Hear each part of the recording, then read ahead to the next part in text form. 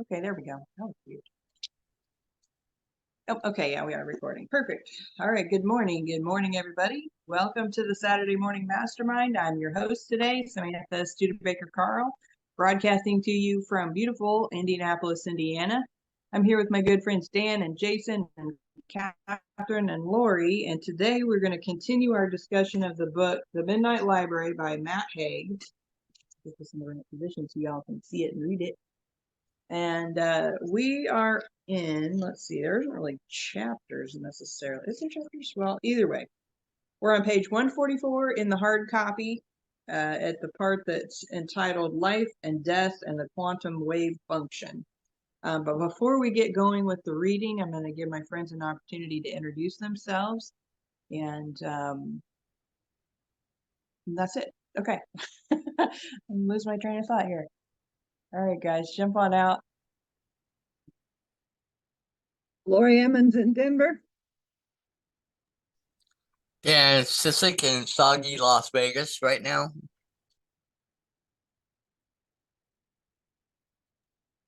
That was pretty Jason loud. Jason is warming up his coffee. This is Catherine Clement. Oh, here he is. He's back. I'll let him introduce himself. All right. Yeah, I'm here with my warm coffee. Absolutely. Jason in Tampa Bay, Florida. Glad to be here. Thank you, Catherine. Good morning, everybody. This is Catherine Clement. I'm the reader. So I just want to remind everybody that at the end of the last chapter, Nora found another time traveler, so to speak, if you want to consider them that. Somebody else that is visiting this library that she's been visiting this whole book. So, life and death, the quantum and the quantum wave function. With Hugo, it wasn't a library. It's a video store, he said, leaning against the cheap-looking cupboard where the coffee was kept. It looks exactly like a video store I used to go to in the outskirts of Lyon. Video Lumiere, where I grew up. The Lumiere brothers are heroes in Lyon, and there's a lot of them named after them. They invented cinema there. Anyway, that is beside the point. The point is that every life I choose is an old VHS that I play right in the store. And the moment it starts, the moment the movie starts, is the moment I disappear.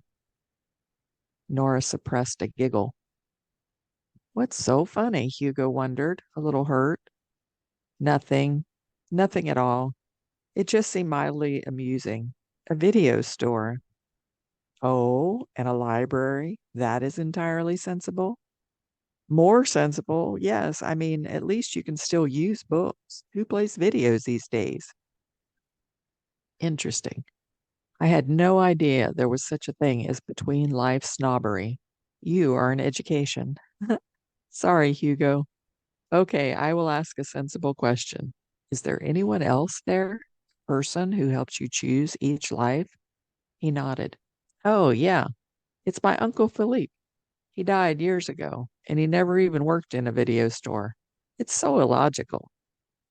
Nora told him about Mrs. Elm. A school librarian? Mocked Hugo. That's pretty funny, too. Nora ignored him. Do you reckon they're ghosts? Guiding spirits? Guardian angels? What are they? It felt so ludicrous in the heart of a scientific facility to be talking like this. They are, Hugo gestured, as if trying to pluck the right term from the air. An interpretation. Interpretation? I have met others like us, Hugo said. You see, I have been in the in-between state for a long time. I've encountered a few other sliders. That's what I call them, us. We are sliders. We have a root life in which we are lying somewhere unconscious, suspended between life and death, and then we arrive in a place. And it is always something different. A library, a video store, an art gallery, a casino, a restaurant. What does that tell you? Nora shrugged and thought, listening to the hum of the central heating. That it's all bullshit? That none of this is real? No, because the template is always the same. For instance, there's always someone else there, a guide. Only ever one person. They are always someone who has helped the person at a significant time in their life. The setting is always somewhere with emotional significance, and there is usually talk of root lives or branches. Nora thought about being consoled by Mrs. Elm when her dad died, staying with her, comforting her. It was probably the most kindness anyone had ever shown her. And there is always an infinite range of choices, Hugo went on. An infinite number of videotapes or books or paintings or meals. Now, I am a scientist, and I have lived many scientific lives. In my original root life, I have a degree in biology. I have also, in another life, been a Nobel Prize winning chemist. I have been a marine biologist trying to protect the Great Barrier Reef, but my weakness was always physics.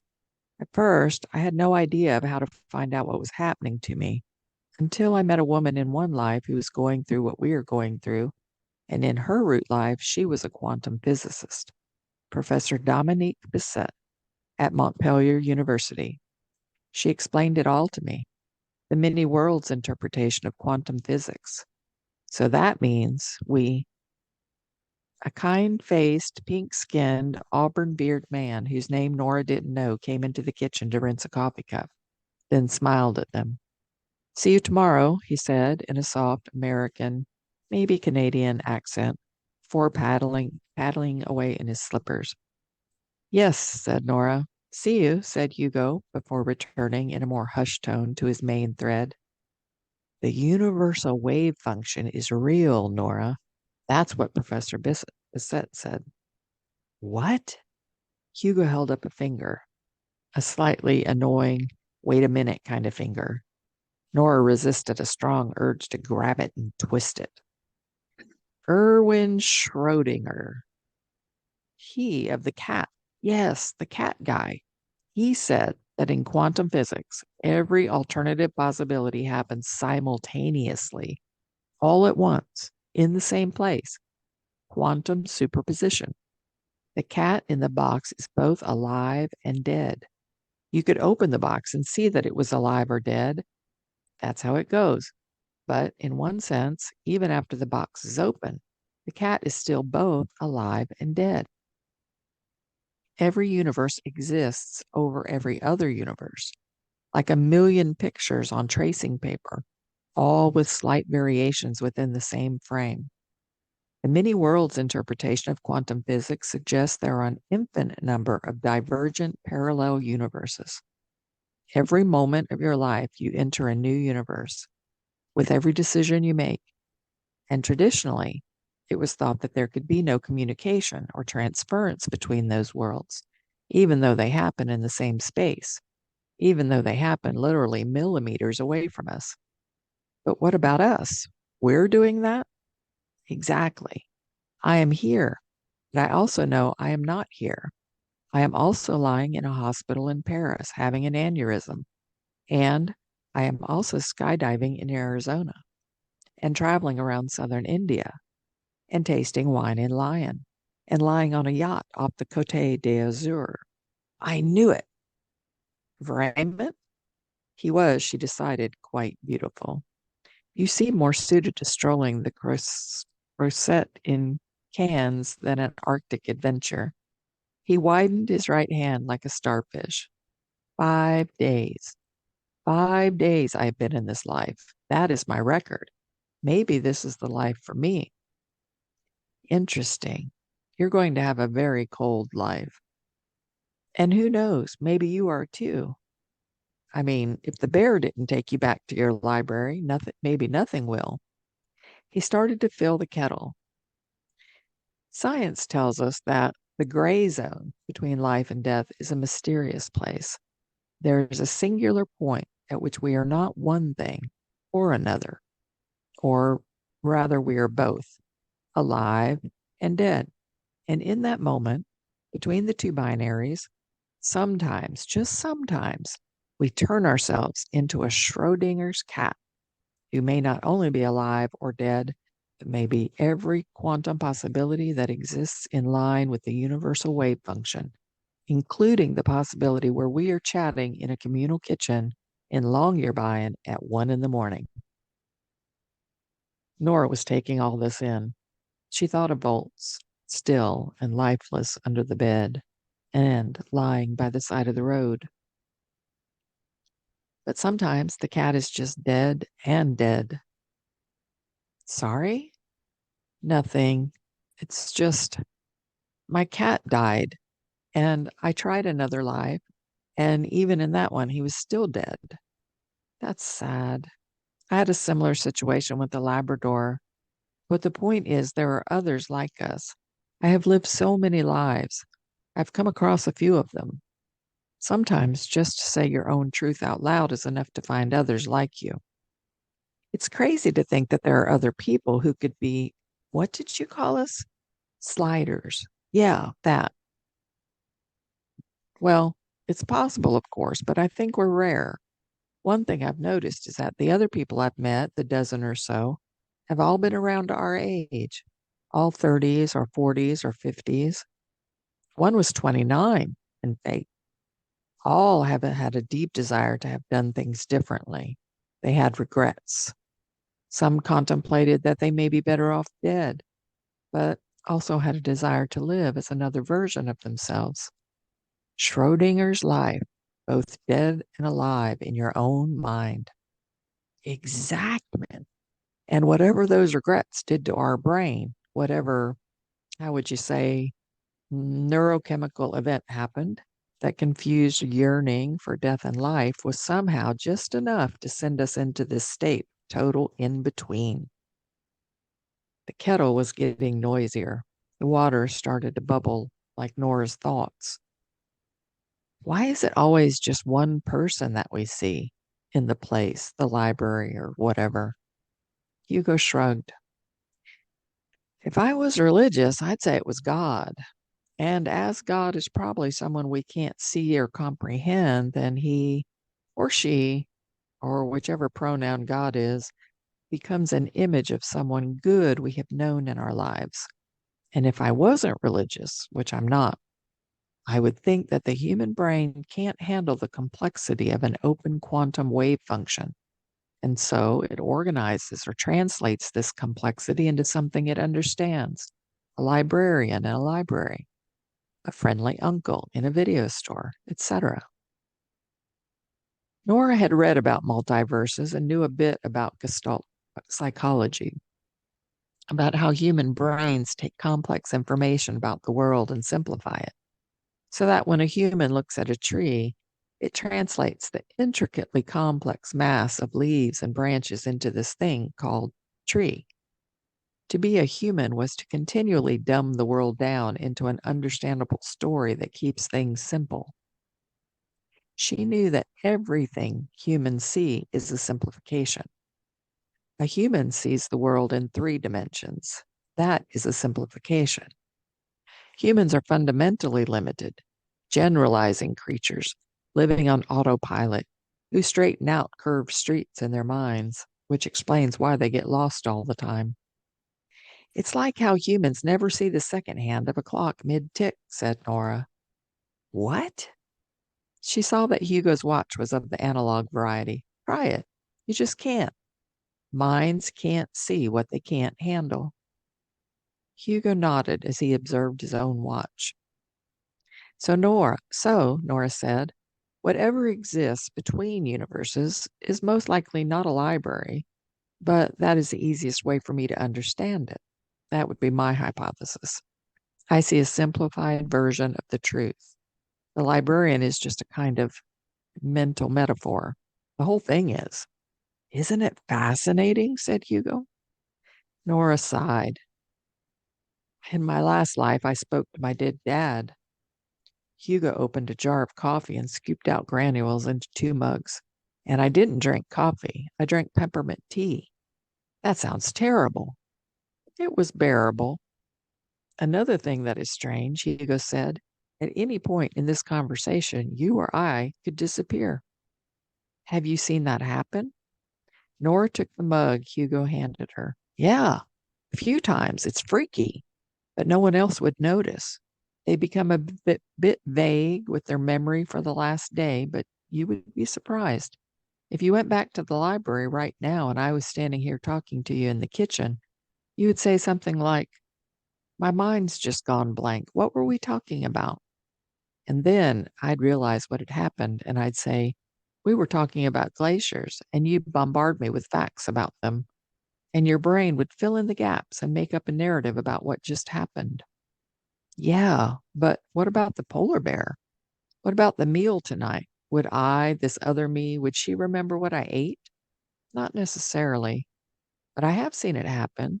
It's amazing what the brain can fill in and what it is fine with forgetting. So what was I like? Yesterday, I mean. He locked eyes. They were pretty eyes. Nora momentarily felt pulled into his orbit like a satellite to Earth. Exquisite, charming, intelligent, beautiful, much like now. She laughed it off. Stop being so French. Awkward pause. How many lives have you had? She said eventually. How many have you experienced? Too many, nearing 300. 300? I've been so many things on every continent on Earth, and yet I have never found the life for me. I am resigned to being this way forever. There will never be a life that I truly want to live forever. I get too curious.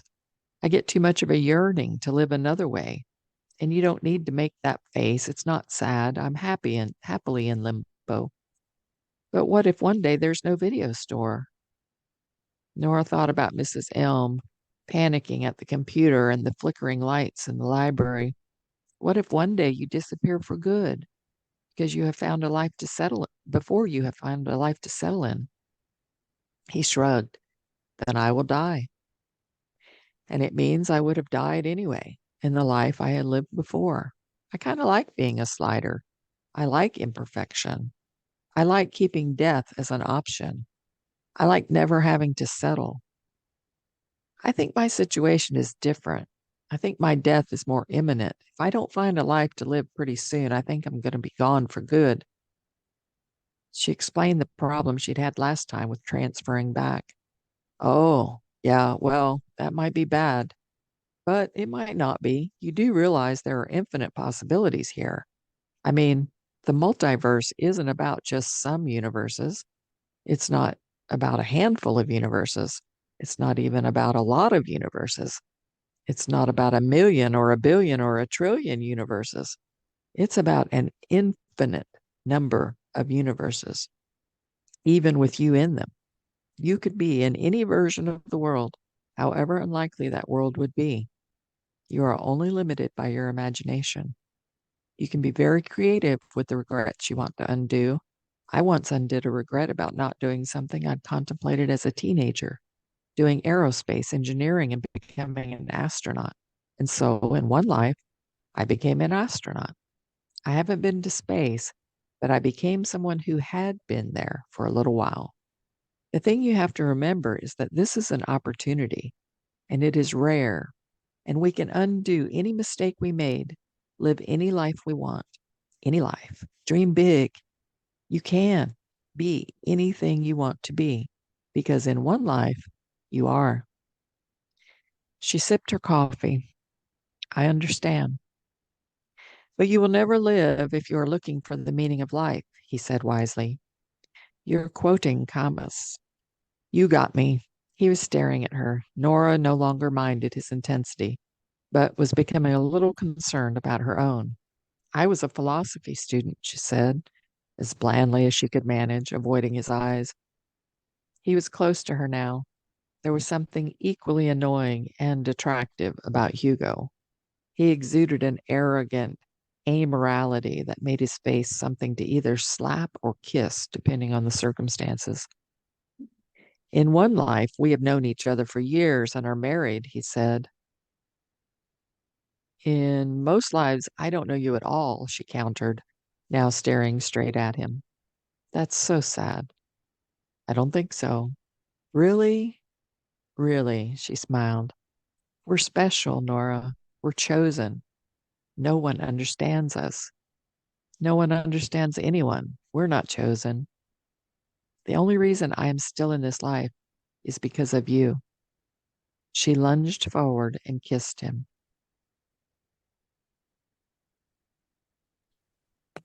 You want to stop there? I think that's a good place to stop. I think there's a lot to chew on in this chapter. Just this All right.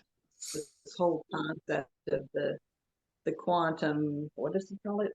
Uh, quantum wave function, and the possibility that, you know, all universes are existing simultaneously, and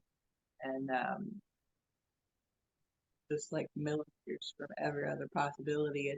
It's a fascinating thought process, and you know, I've learned a little bit about that theory, and there's a number of different quantum theories relating to that. And well, I mean, there's all kinds of theories of what the universe is or what our existence is and all of that kind of thing. And I this one's fascinating to me, and that just the idea that somehow we can, in the right frame of mind, whether that's in a deep meditation or whether that is, you know, maybe it's just in our dreams or in our imagination, maybe that's where we access these other realities, and we just think it's all pretend, but in reality it is some aspect of these multiverses. And I find that just super fascinating. And I like this idea where they're like, you know, you can be anything you want because in some universe you already are. And what would that mean for us here in this universe? Would that mean that we could literally, you know, steer to the left or steer to the right in our lives and become the thing that, you know, we could otherwise be just by making a single decision here or there? And, you know, like you, Jason, you just moved. You made a big shift in your life, right? You know? And it's a fascinating thing. You know, I've moved a lot of times in my life, and when I look back on all of that, I can see in every different time that I have moved, it has felt like a completely different life. And it's a weird thing, you know? I think I would be kind of like this Hugo guy. If this was a situation that I found myself, I think I'd be very much like him, just trying on different lives just to experience different things, because, you know, the whole idea of settling just seems so boring. And I I've never been afraid of moving or doing, you know, making a big change in our lives, because it's just like another adventure, you know. But yet I can see other people are not as outgoing in that way, or that they're happy.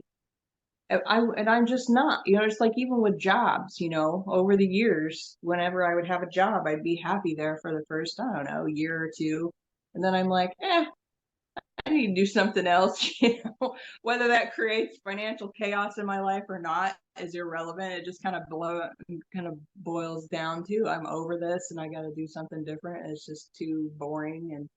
And you know, we moved into this house, well, you know, early last year, and I've been contemplating what it might be like to stay here for more than 5 years, or be here for, I think the longest I've ever lived in one place was 7 years. And so that's kind of the goal. Is let me see if I can get through my grandchildren's whole entire school life, if they can stay in the same school system, and let me see if I can stay in one place you know, for that whole time. What would that look like? It would be interesting.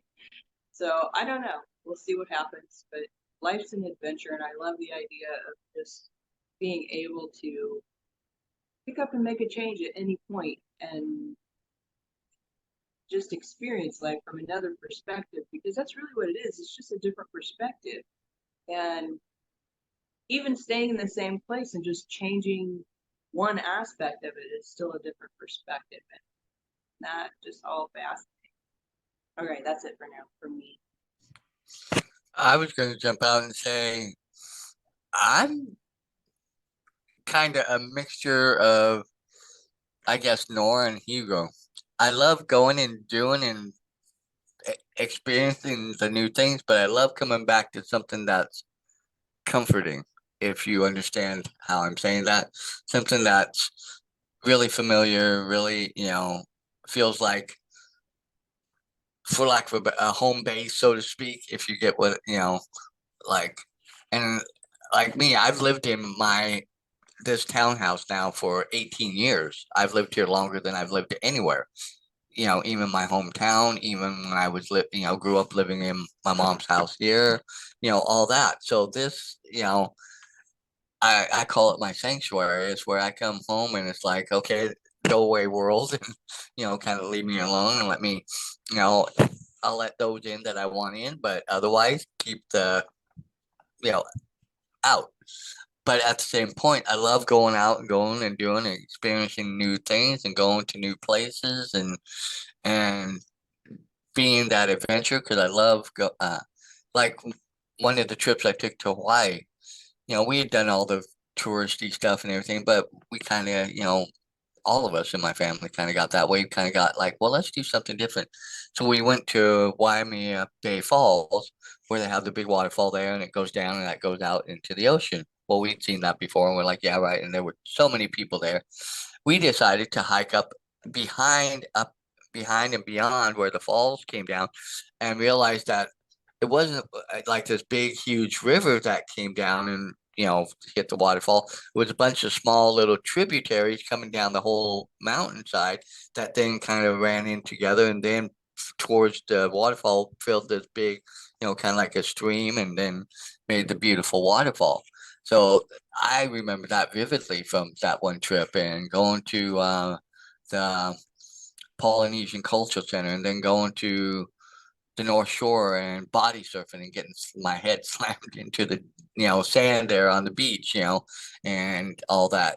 Those are I love that type of stuff, but I always love to come back to, in essence, like in this book, the library and I want to be able to come back to that, and I kind of like that idea of being in between and but I'm more like Nora. I want to find that one life that is the life that I think is the life. And in some ways, I don't think I've found it. In other ways, I kind of feel like I found it, but aspects of it aren't still where I want them to be. So this is an interesting book, and it's got my mind going and stuff because for the last few days, I've dreamed about, well, 3 times it's happened now, in essence. One time when I went to in high school, when I went to a wrestling tournament outside of Cleveland, Ohio, I think it was, and school where we went, and that school, that school was familiar to me. It was weird. It was like I'd been there before, and I felt very comfortable there. But it was oddly weird to me, and at that time I didn't understand it. Now that through all the books and things we've gone through, I kind of like, okay, well, that may have been something from residuals or something, or whatever. But then lately, I've been thinking about 2 places I know I've been there. I've seen them. I know them, but I don't remember where they are at. And I think they're somewhere clear, here in Vegas. But yet, and I want to go back to those places just to verify that, you know, that I'm not crazy, that yes, that they're there, because yeah, they're so vivid, and I've in my body and in my spirit, I know I've been there. So it's interesting to, hear, read this, about the quantum wavelength and stuff and things like that, because um, going back to, we are, everything is energy.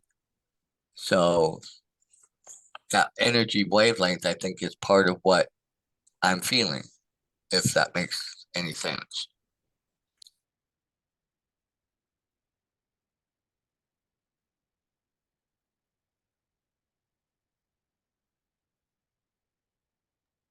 That definitely makes sense to me.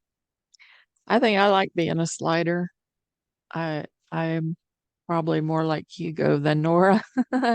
I was trying to think what will mine be? Will it be a library or a video store. I would prefer a library over a video store if those are the only two options, but it seems like there's a lot of other options. So uh, but I feel like I've lived 50 lives in this one life already. And, my life today is completely different than it was a month ago. So, I mean,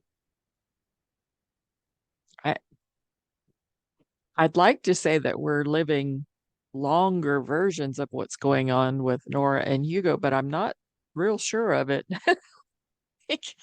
because every time I turn around, I'm something else. So I don't know. But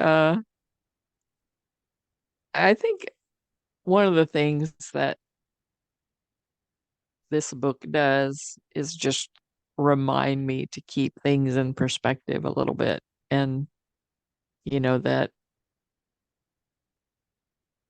because I can get really worked up over sometimes the simplest of things, which is really ridiculous. And I tell myself that in the moment often, and I snap right out of it. But, it's, oh, Dan says, I think it would be my grandmother's house where he felt safe and at home. Yeah. Yeah. I didn't feel safe at my grandmother's house. I'm not going there. But I might be in a herd of horses, and then I would just ride a different horse off into a different life or something. I don't know. Um, I think it, helps put things in perspective a little bit that we always have another choice. Like it doesn't matter what's going on right now, we still always have another choice.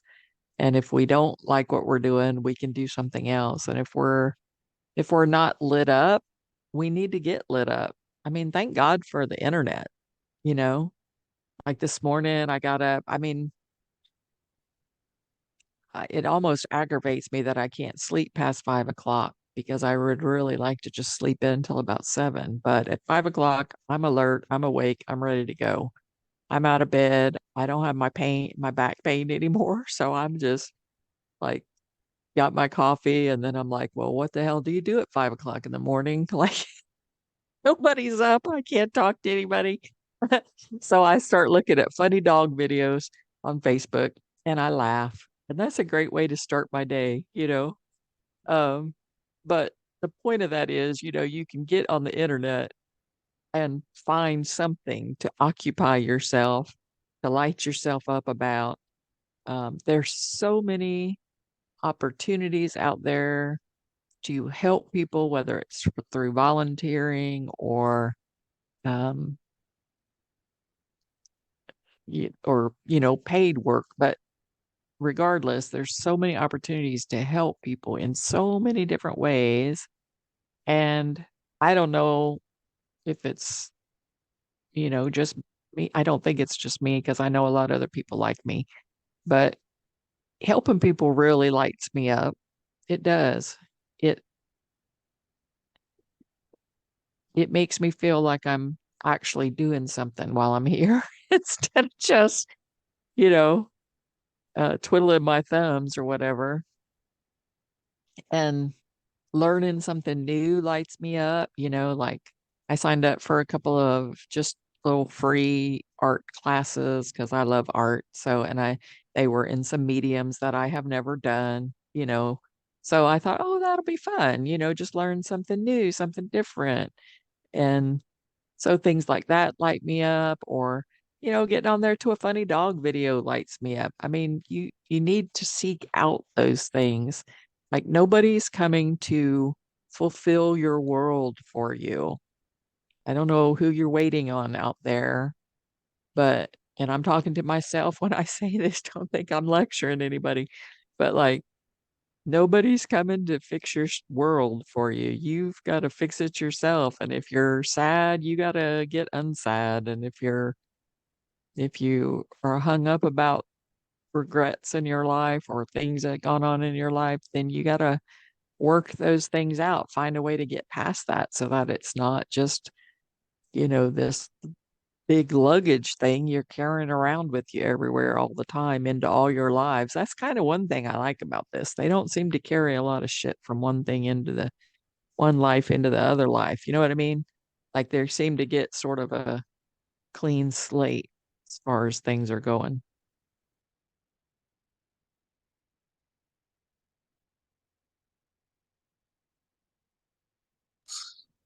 Well, it seems, except for maybe Hugo, who kind of having been there for a while and kind of learning how to navigate that, but it seems like those that are like Noah are just in it or beginning or experiencing it. When they do go from one life to, it's almost like their memories kind of wipe clean, so to speak, so they can go in but then they're dropped in the new life and they have nothing with which to orientate, so they're just kind of on the fly and kind of have to go with it until they get kind of acclimated, but they have no recollection of anything before except for right when they get dropped in. And that's that might be kind of nice in some aspects, but in other aspects, I'm not sure. That's kind of would be I don't know.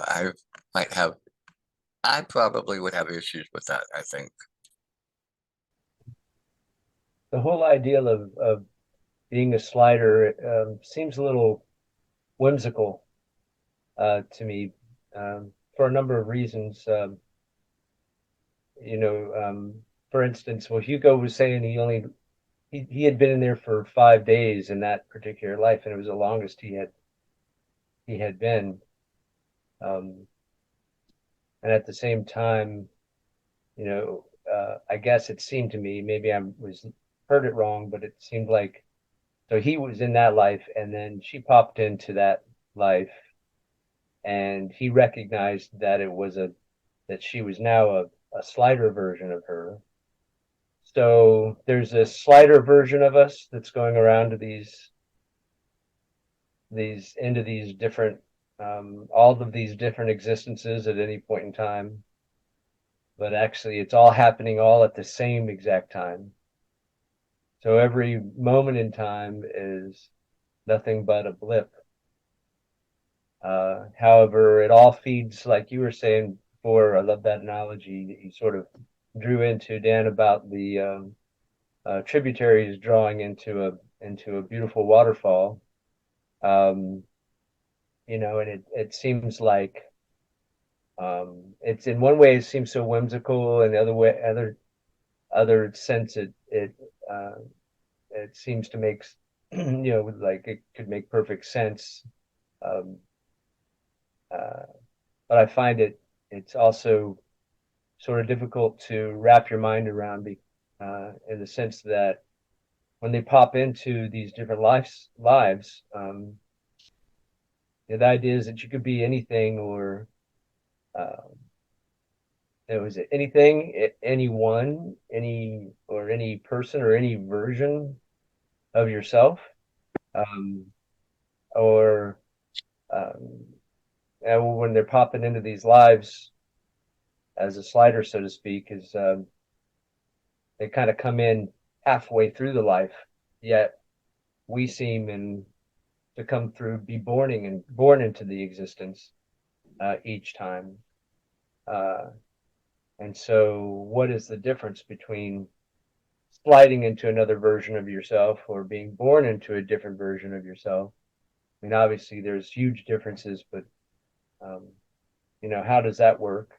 But while you were reading, Catherine, I sort of came into I was sort of thinking about it. How would you explain this to a child that was just, a young child that was like, in some sense, they seem to know more than they should at a young age in regards to like I don't know. You hear the movies or instances where children seem like they remember their past lives or something, or but then at the same time, the question of like a child asking their parent, who are we, or how did I get here, or and maybe the parent taking this sort of idea of like um, that we're all on these different journeys or coming from these different tributary type streams, and that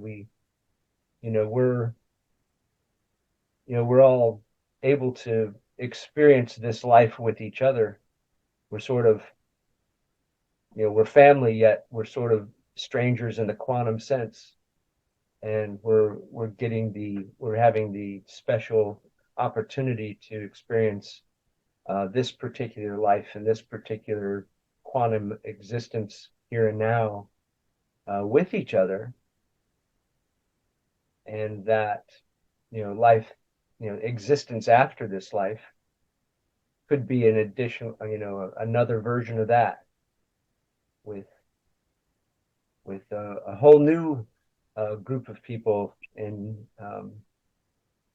or different versions of each one of us in a different book club, different webinar group or something that. But it's also fascinating, and in a sense, it certainly makes for a mind expanding thought. And I just love the idea, like what you're saying too, Catherine, about our different. We would each have a different way of a different library. I loved your version would be to ride off on a different horse into a different version. That's so wonderful, and it really does. It sort of gives a personal aspect to the whole quantum wave theory and slider thing, because it's like there's an essence of each of us that is possibly the slider that's jumping through these different quantum existences. There's a lot there. I'm sorry. I'll let you guys, someone else speak. Well, you made some good points, and also it made me think of something like when you were talking about the tributaries. Maybe in essence, the fact that the way they talk about the quantum wavelength and how everything's going on all at once, and like I think you said in there, at certain points in time, decisions that we make at that point may put us into a different quantum wavelength that still is maybe attached within the current life that we're experiencing, so to speak. Because every decision we make does change and does affect what we do and how that outcome and how it plays out. So even within this particular life, those particular decisions maybe being aspects of,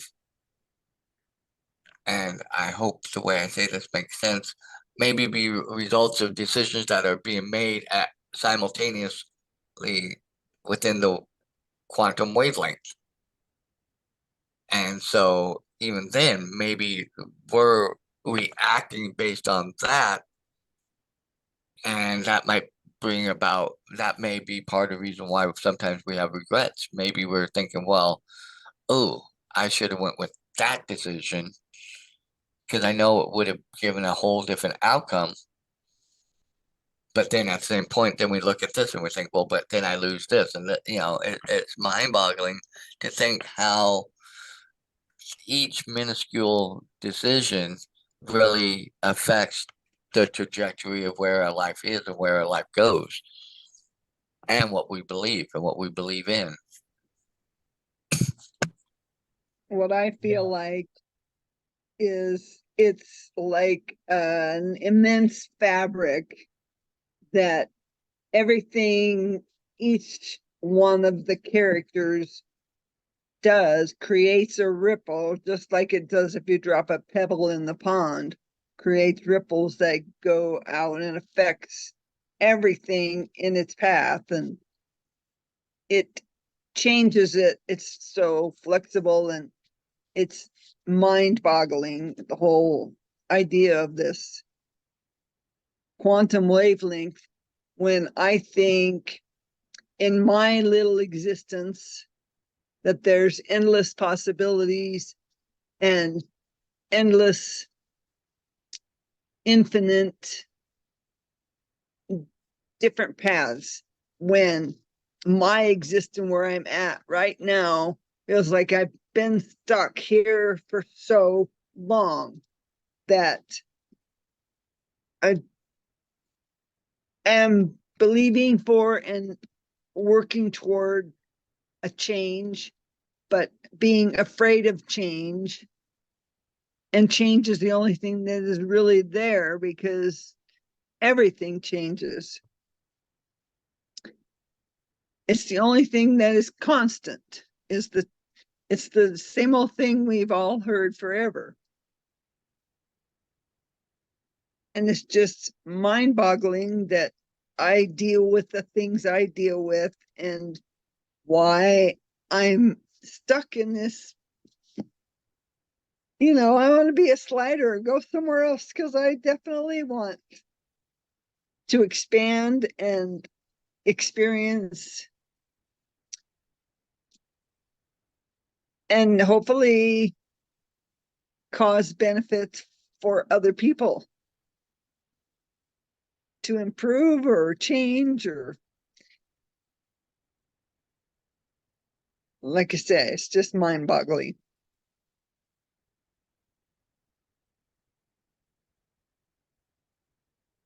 It is mind-boggling, and there are people, Jason, you mentioned that we seem to come in at birth. There are people that don't come in at birth. There are people called walk-ins that seem to come in the middle of a life, or maybe not the middle, but anywhere in a life, where the soul inhabiting the body currently has decided to give up, that they don't want to be here anymore, but the body is evidently still wanting to continue or something, and then this other soul drops in to that body and starts this whole new life. And I mean, I can't explain how this stuff works, but I can tell you that this quantum entanglement that they're talking about is a real thing. And I know it's a real thing because I do distant healing work.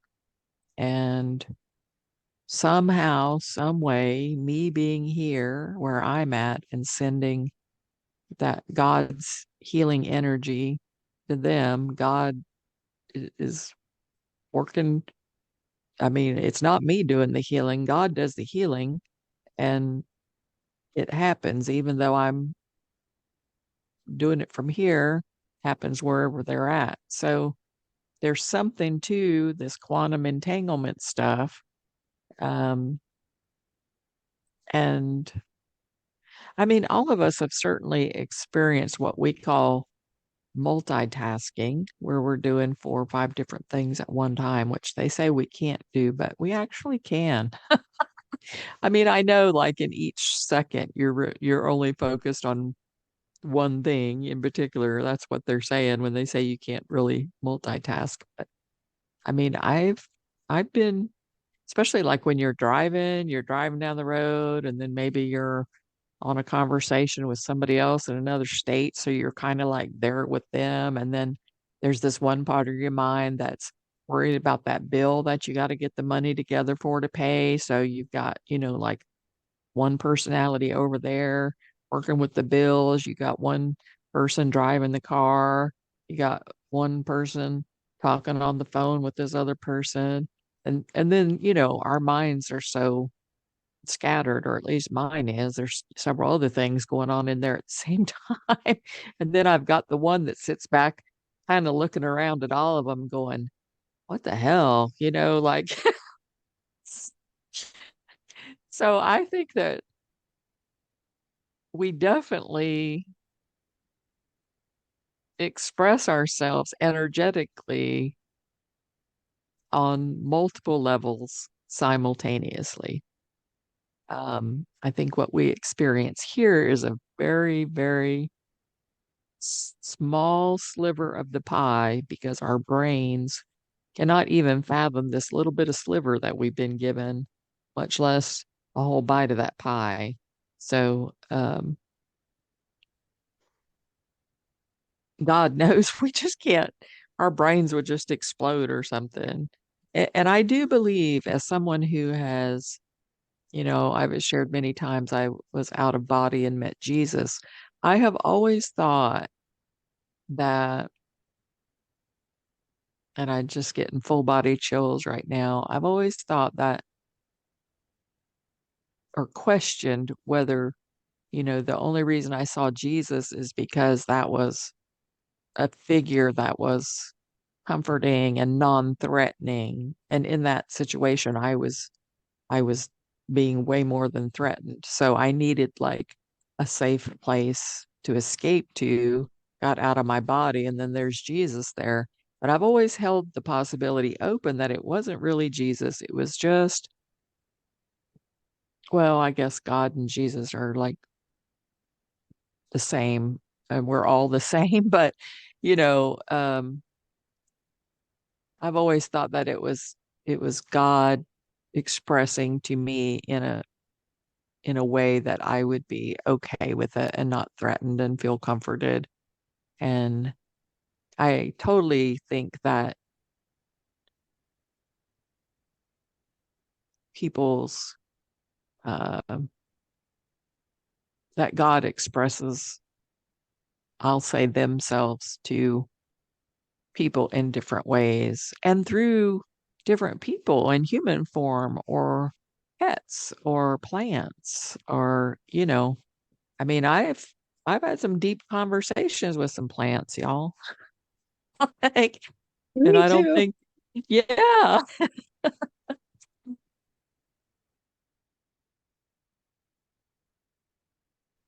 I periodically talk to my fish when I feed them and stuff. Mhm.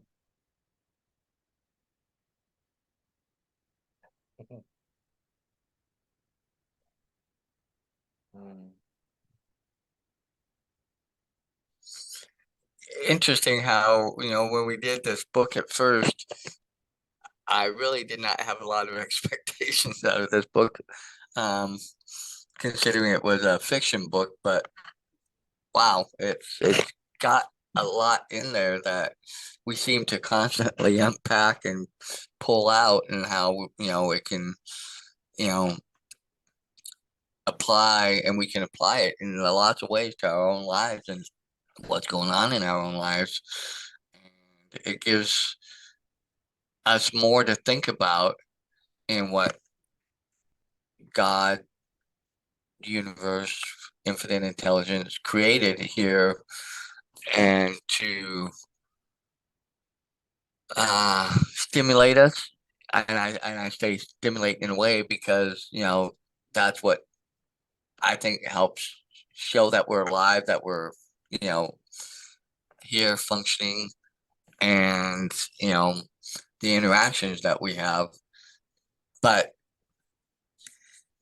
there's so much that I think deep down, maybe we inherently feel that it's there or that it's possible, but sometimes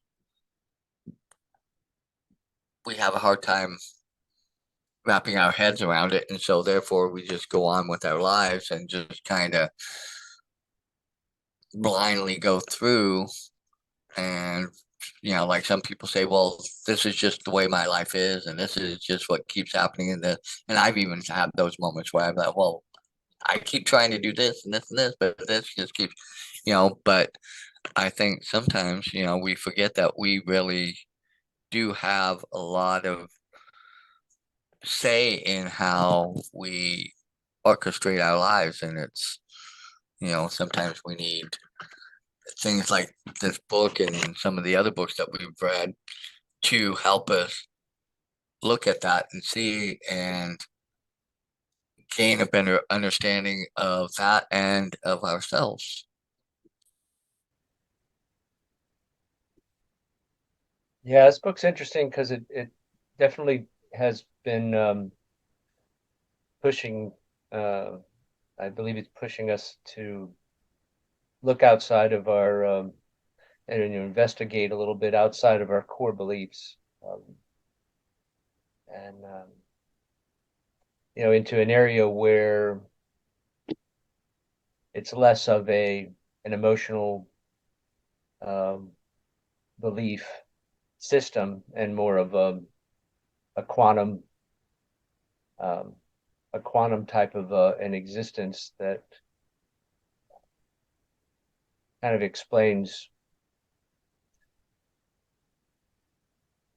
a little bit about our existence, but then yet in each version of us where we may be experiencing different core beliefs, or in this book with these characters, it seems like they're they're they're carrying on the same core beliefs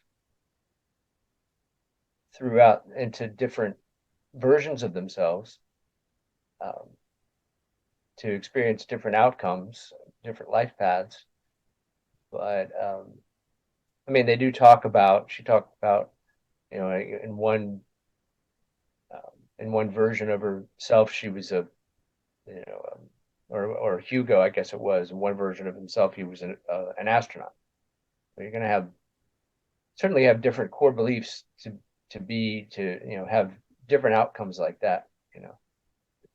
Have your perspective on what is most important, what you value more in life, and certainly an astronaut is going to be, someone who has been able to achieve to be an astronaut has put a lot of emphasis on education and health, and um, you know getting to the point where they could be an astronaut.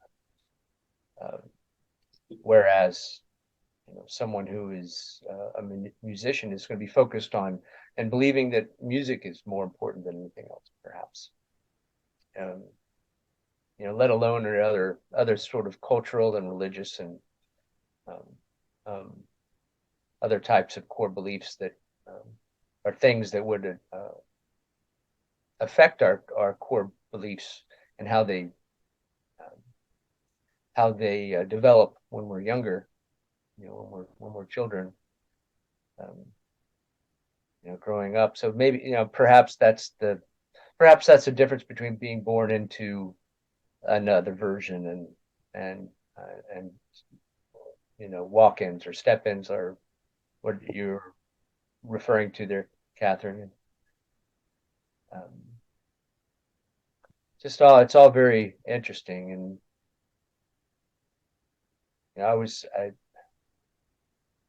I think the mind is a very interesting thing as well, in that I forget who was talking about our perception of things, and how I guess it was in the book, where we kind of dumb things down to make sense of it. Yet our brains have so much more ability to experience things. And you can see with your eyes, but you can also see it with your mind if you try. You have a little bit of imagination, or you have a little bit more knowledge about what you're looking at. And in the same respect, there's so many different. I would imagine there's many different dimensions of thought, and you go back to your dream states, and how much of that seems so completely real. As if each of us could suddenly wake up into a different reality, and everything we've been experiencing here on this webinar has been a dream. So yet, I think go back to where you were saying, Samantha, earlier on, and our perspectives of our life and what we're going through, and how we look at it, how are we perceiving it, has so much to do with our core beliefs and values that we've grown to be accustomed to, and how careful, or how careful we are while we're living through this life, or how reckless we are with this life that we currently are experiencing. Certainly, how appreciative we are of things, of time, of the people we were spending it with, of opportunity, what have you, can certainly almost be predicted by what our core values are. And even though those are instilled early on, those can certainly change by an event in our lives that, as I guess it was mentioned, causes regret, or an emotional or even a chemical alteration in our physiology, changing our thought patterns, changing our perception, and possibly your core belief, into making a different decision that you wouldn't have made yesterday.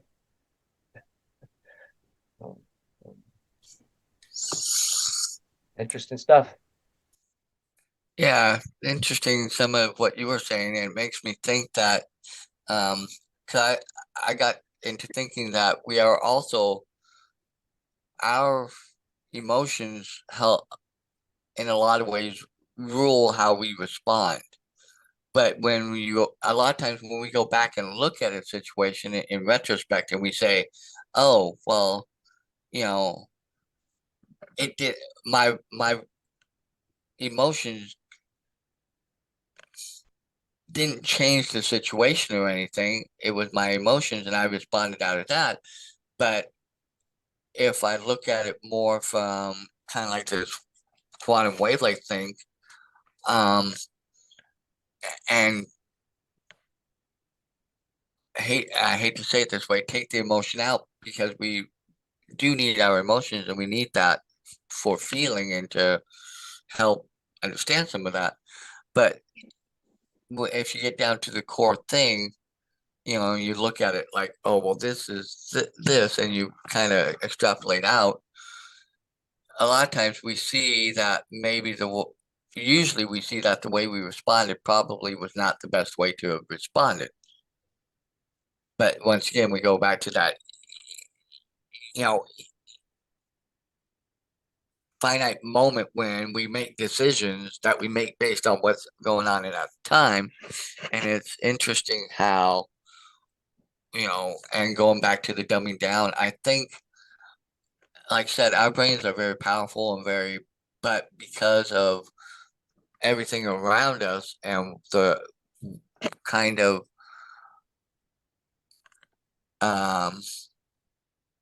reality of where we're at, based on this reality that we're in, I think sometimes we dumb it down to make it easier to fit within the realm of the reality that we're in, if that makes a little sense, and therefore, so we can move on and move forward in the life that we're in, and to interact and, because like in the book, in Nora, when she was in some of those lives, she acted on a higher level than she's like acted in a couple of the others. And we see that pretty plainly in those lives that she interacted in. So I think, when we look at it, we really do react and interpret based on what we're seeing, hearing, feeling, smelling, and we tend to go from there, and then, our brain puts it into a better perspective. But if we were maybe in one of our alternate selves, we might be operating at a higher use of our brain and in a different way and responding in a different way, even with our emotions.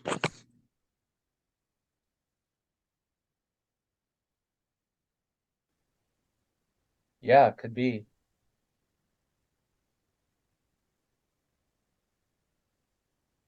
I mean, the possibilities are infinitesimal, right?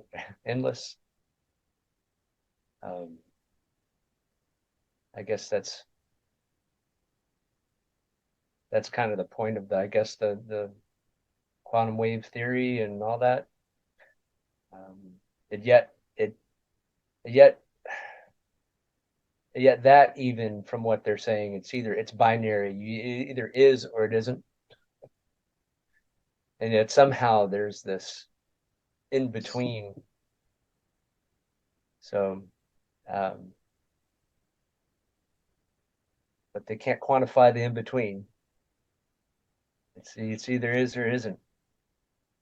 Or that in between is how the state in which it is. It's both things at once until you get your readout on it, and then for that instance that's what you got. That's what the entanglement. What do they call it? At a distance, where it's all seemingly it's everything at once until you read it.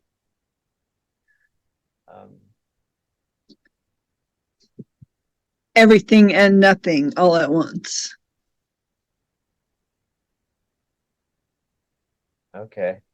And even that, I guess that's how we've dumbed it down to just ones and zeros. It's either a one or a zero. It's not. It's either on or off. It's a switch to us. But gosh, there was something you made me think of, Dan. Something pretty profound, as you always do, but it's escaped me at the moment.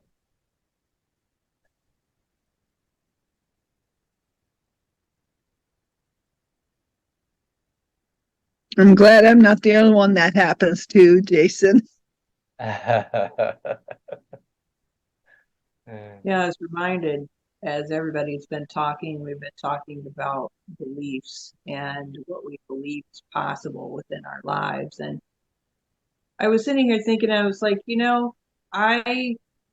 throughout all of my different life experiences, I get in these ruts where what I believe is possible is what is actually limiting my experience. And it's like right now in my life, I have all these different things that are going on that are my responsibility, whether it's, my family or the grandchildren, business, or my husband, or, I mean, not that the people individually are my responsibility, but aspects of my relationship with them and our whole dynamic is, I have huge feelings of responsibility for all of it. And I think to myself, I can't do, or I can't be, or I can't whatever, blank, fill in the blank, because of all of these responsibilities. And I realize that's just a belief. Really it is. It's just a belief that if I do something, that it's going to, terribly affect some other aspect of my life or whatever. And I was thinking, I was like, these ideas of things that you want out of life. And for me, I have, some travel things that I really would like to do and like to experience. I'd love for my husband to be a part of that. And I assume I have this belief that it's not possible because of his physical condition. And so I kind of trying to open up my beliefs along the lines of somehow it is possible. I don't know how, but yet I don't know, remembering the power that I have within myself to affect this quantum field, if you will, and manifest things into my existence. And, I forget sometimes how we have that ability. We go through life we have our daily things that we do and our activities that we accomplish and our schedule that we keep and all of that kind of thing. And we just kind of are going down these paths that we've laid out for ourselves. And we forget that we have much more energetic power within our universe to make big changes that we would never even have thought was possible. And I can give you an example. When I was living in the camper, when Chris and I were living in the camper, I spent a lot of time in meditation and a lot of time in this space within my head where there was things that were not uh, that were not in existence yet. For instance, I was visualizing this house that I was in that was big and and had all these different features. And while I was in this house experiencing the things that I was emotionally experiencing were peace and tranquility. And I was experiencing these connections with my grandchildren that didn't even exist yet. And it was a weird thing that I can only think that is some kind of in the quantum field where I was experiencing something that hadn't physically manifested in reality yet. And here we are, not that many years later. And even though it is not an exact perfect picture representation of what I created in my mind in that space, emotionally, it feels very similar to that in a lot of different aspects. And my connections, my grandchildren, I mean, I feel like I literally manifested my grandchildren. It's just an insane thing that happened back then. It was like months before grandchildren were even a thing. I was emotionally connected to them within this meditation space. And we could say it's coincidence, we could say it was just my imagination or whatever, but I know that it's more than that. And when we accept that we are creators of our own reality, that we have much more power to bring things into our lives than what we think we do. Because I would have never in a million years thought that the path to where we are now would have happened. I thought I was on a completely different path to reach those emotional connections within my meditation space than what we are. And so I reminded myself of that as we were talking, so all of you are talking. And I guess the reminder to myself is basically just to open myself up to that again, to that possibility. I am a more powerful creator in my life than what I think I am, because I feel like I have closed down my beliefs in that possibility. And I don't know why I do that. I have no clue, because it's fascinating to watch things unfold in our lives if we're open to whatever. I don't know. It's an interesting thing. So I just want to leave you guys with that, is that you may be in a place in your life where there is some level of dissatisfaction, because I feel like we all have that all the time. I don't know. I have it often. But yet we are capable and powerful manifestors to create in our lives much more than what we think is possible. And we have no idea. We don't have to worry about how to get there. I mean, we really don't, because I didn't orchestrate any of this. I don't feel like I did, at least not from the conscious level, but yet it manifested. And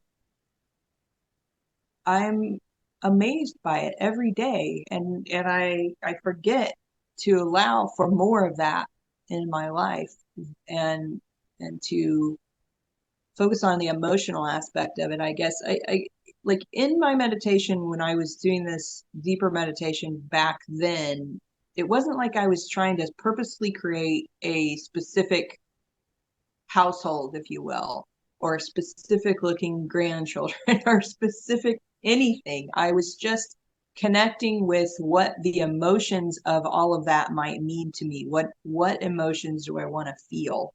And how do I want to feel? Like back then, financial security was a big thing, because we didn't have very much money. We didn't have a whole lot. We were living in a very, a 20-some-year-old camper. Although I did have a lot of peace in that life, I probably could have lived there for years and been very, very happy with it. But at the same time, there was a lot of financial struggle, and there was things that I felt were missing in my life.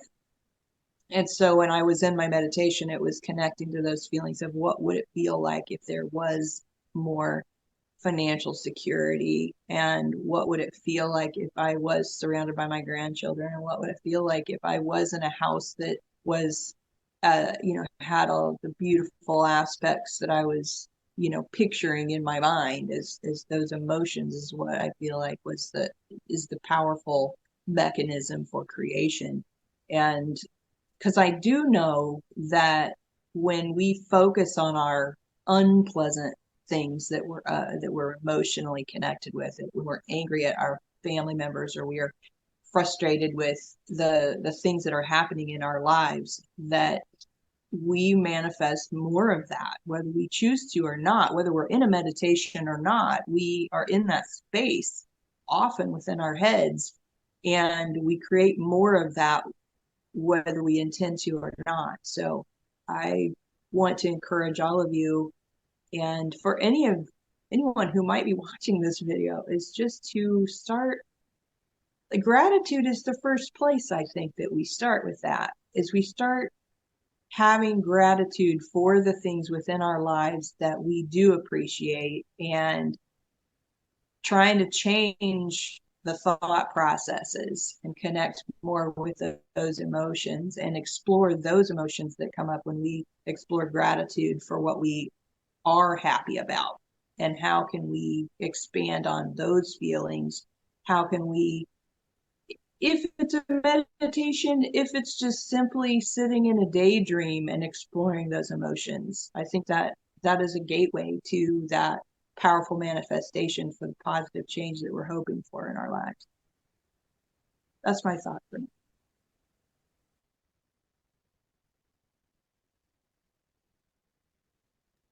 Yeah, I believe that's very true. And for those that think, oh, that's so woo woo and woo woo and whimsical, that I mean it really, it's practical as well. It's not just like a metaphysical thing. And for those that think, oh well, then if that were the case, then everybody just be getting what they want, doing everything they thought of would come true. But I mean, think about how difficult it is even just to focus for a few minutes on something, let alone focus on something that your reality says, seemingly told you can't have, or shouldn't want, or shouldn't um, allow yourself to have, and try to hold yourself into and focus on something that would like to experience, but then um, your emotions are telling you no. I mean, that takes a lot of effort. And like you said, gratitude is a great place to start. And then the more times you can get into the state of experiencing in your mind what you want, the easier it starts to become to get back into that, and then eventually hold that for longer. But it takes a lot of effort. It takes a lot of work.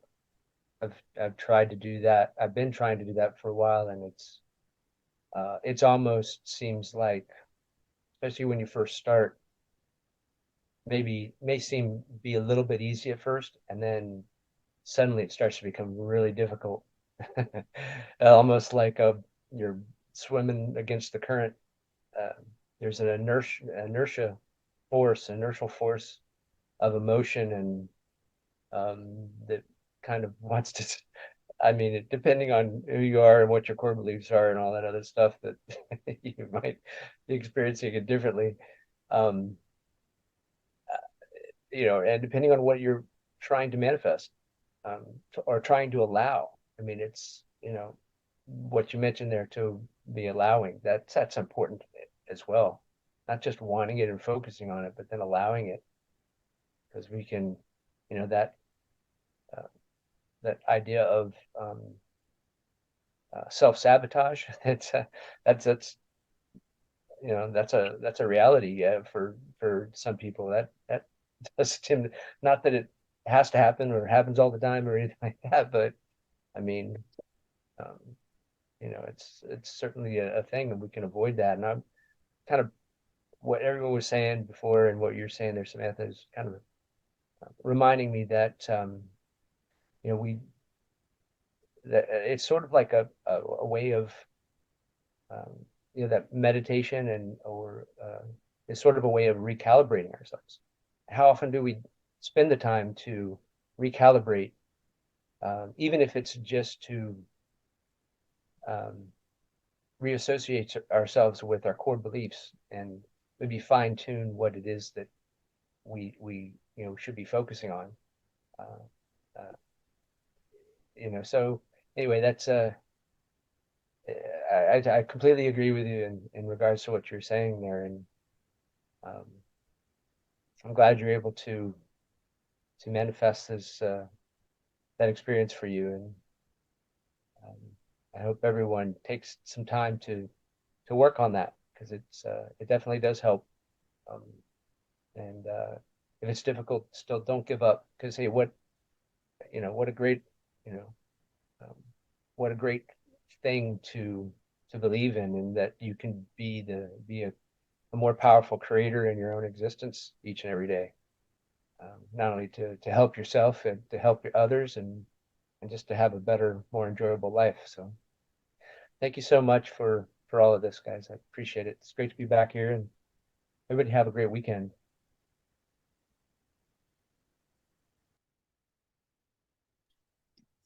Yeah. Happy, Go ahead. I was just going to say happy and safe Labor Day weekend for everybody. Thank you. Yes, I was going to say, yes, I hopefully am going to have a nice day tomorrow. Hopefully, I'm a little wondering what my brother and sister-in-law might have in mind for my birthday, which is tomorrow. So that's going to be kind of, because they said they have plans, and when I turn 50, they alluded to the fact that I'm on the downward side of my life, and reminded me, and put black balloons all over. They somehow got into my office cubicle and stuff, and put black balloons up all over everywhere. And so I'm really just kind of wondering what they might have in store for my 60th. And I'm not looking forward to that, but I'm looking forward to being with them. Not what they might have in. So I'm sure it will be good, but I'm just a little weary here of like, okay, don't go, you don't need Happy to do birthday. anything. Don't do anything, just happy birthday's enough. That's all I need, but Happy birthday, Dan.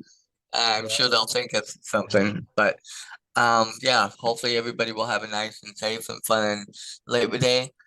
I don't know if we're going to keep having rain or not here, but hopefully it'll subside. Yesterday we got quite a bit. I got stuck in it there for a while when I was Ubering, and I finally said, okay, I'm done. Not going to play in this anymore. But we need it, but I just don't like being out driving in it. Well, I hope you have a wonderful, wonderful birthday tomorrow. And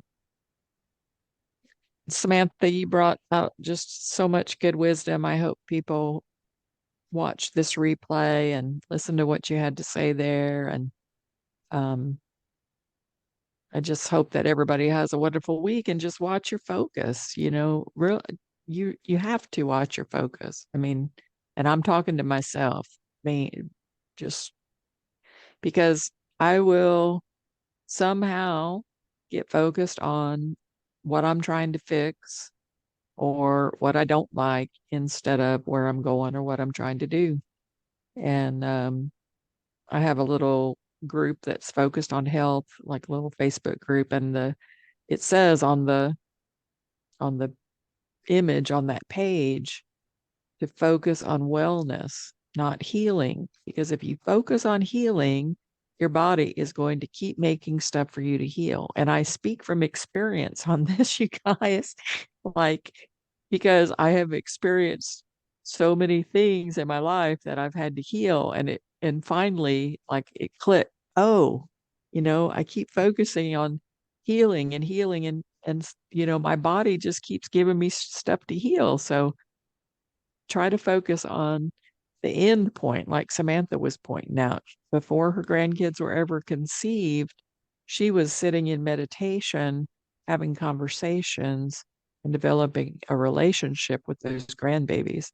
Now, I believe that that's because she's aware enough of her oversoul or whatever you want to call it, her big part of herself was doing that, her because I think that like we're this huge powerful soul and then just a little tiny spark of us comes here for this experience, and I do believe that we have little sparks in other places doing experiences at the same time, like this book suggests. I do believe that because of strange experiences that I have had that make me believe that.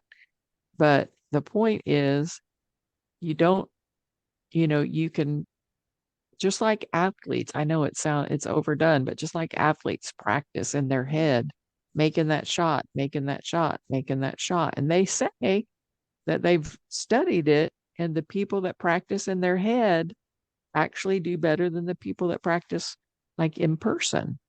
So your mind is way more powerful than you think. So just watch your focus. And if you, just like when you're in meditation and you get thinking about something and you go, oh, I'm not supposed to really be thinking about that. I'm sitting here supposed to be in meditation. Just like that, when you catch your focus is somewhere focused on, fixing something, remind yourself that you need to focus on the end result, not the process of how to get there. Let God take care of that for you. We really carry way too much on our shoulders, you guys. We really do. Like, it's all up to God anyway. Whether you believe, whatever you believe God is or isn't, or who or what or whatever, everybody has to admit we have influence on this show, but we're not the director, you guys. Like, you know what I'm saying? So have a wonderful week. And I love you guys, and have, like Lori said, a happy and safe Labor Day, everyone. And a happy birthday, Dan. Happy birthday, Dan. Yes, thank you all. I love you My all. gift is I won't sing to you. That's my gift. Oh, thank you. Mine No, too. no, thank you. No, I love you all, and I periodically keep thinking in my brain and working on how we can work it out so we can all can meet in real life and enjoy a big group hug or something like that, because you know, you guys are all awesome and just love you all, and I really want to meet you all in person. That's great. That would be wonderful. Have I'm up ourselves for a that. little Las Vegas convention. So Yep. everybody Good goes from circumstances. I think we go somewhere more central for everybody and go that oh, way. So, yeah. you know, or Lori or into Lori's area, so that way it's easier for Lori. A big party at Red Rocks. Ooh, That's yes, right. That would be awesome. that I'm would. always up for Red Rocks. Red Rocks is incredible. Looks like aliens came and dropped some rocks there. Where is Yeah, that? but that doesn't get, it's near Denver. It's an amazing place. Look it up. You'll have to check it out. But that doesn't get me traveling, getting out of here. So wherever we go. I'll find some completely different location where none of us have ever been before and go there. I'll look that up, Kathy. Like, have y'all, who has been to the redwood forest or the big trees? I have. Have you been there? Yes. Okay, that's not. We gotta pick a place we've not all been. And yeah, I haven't been there, but I would love to go there. But And you're probably the closest to there right now. yes, I am. But actually, I could get to Denver very easily. I've flown to the Denver airport before, so I mean that's not really that bad. And I could even drive up there if I really had to. We should meet up on a Mississippi riverboat. Oh, that would be fun. That's That would be fun. There you go. I could do that. New riverboat Orleans, cruise. go to Uh-huh. New Orleans, eat some good Cajun food. Oh yeah. Meet up in like St. Louis and then take a riverboat all the way to New Orleans. I don't know how long of a Ooh, trip that might be. I don't ooh, know. That That's would be pretty good. awesome. I didn't even that know would that was be. a possibility. See, there's all these possibilities out there, you guys, that we don't Uh-huh. even know about. Right? Is And New and if we Yeah. all meditate on that, the answer would come and the collective answer would show itself as to where to go. And I think that we just meditate on the emotion of what that feels like for us all to come together in a big group Oh my God, yes. and not worry about how it happens. Is that it just will manifest. We trust that we each will make whatever decisions are necessary in our lives at any given moment that will lead us to that, whatever that might be. You don't have to. We like Catherine was saying. We Amen. don't have to orchestrate. We don't have to orchestrate it. We simply can focus on the emotional outcome of what that feels like. I Don't don't worry know if about we'd have to how. reroute the Mississippi to end up at New Orleans, but maybe I'll have to look at how the river flows. Uh-huh. All right, let's wrap this live stream up. Well, this recording stream up. All right, let me wrap it up. Okay. Well, this has been a good chat. I appreciate all of you, and yes, and definitely, Dan, have an amazing, wonderful 60th birthday. It's a great milestone to be in your life, and who knows? Maybe you're not even halfway there yet. You don't know. We just don't know. I mean, with medical the way that it's going, and our lifestyles and all of that kind of thing, it's very possible we could live to be 120. How crazy would that be if you're only halfway there? I But have anyway, actually read a book called I Decided to Live to 120 oh yeah, I'm by gonna have to Ilchi read that one. By who? Lee. Ilchi Lee. I have to look that up. That's 3 words. ILCHEELEE.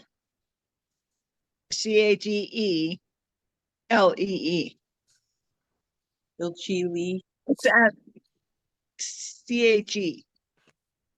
I'm sure if we just search, I decided to live to 120, we'll come. But we'll That'll know work. that the author. Yeah. All right, guys, wrapping it up for today. For those of you who are watching, if you enjoyed this video, by all means, click like on our YouTube channel and subscribe to us so that next time you'll get notified when our next recording is posted. I've been being fairly consistent with it recently, is that, so it posts on our YouTube channel at 10 a.m. Eastern, not 7 a.m. Pacific, every Saturday morning. So, and if you'd like to participate with us, so you can be on the recording, all you have to do is go to our Facebook group. Just look for Mindset Mastery Collective on Facebook, and it'll take you right to our group, and you can participate with us. We'd love to have you. So with that, have a great, awesome, amazing week, and we'll see you next time on the Saturday Morning Mastermind. Bye for now.